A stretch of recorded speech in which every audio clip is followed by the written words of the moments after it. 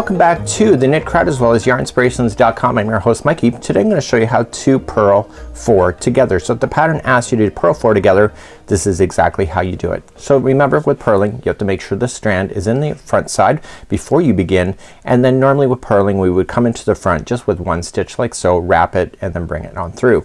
But this is going to be 4, so guess what, we have to go through 4 of these loops. So 1, 2, 3, and 4, inserting in, collecting all 4 of them. It's going to be tight for tension, just be patient, and then just wrap the needle and just be patient and pull it through to the other side like so.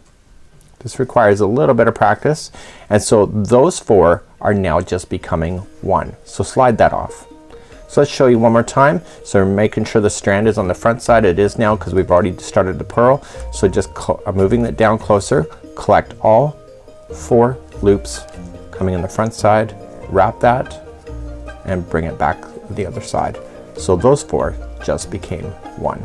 So that's how you purl 4 together. Till next time, I'm Mikey on behalf of Yarn Inspirations as well as the knitcrowd.com. We'll see you again real soon. Bye bye.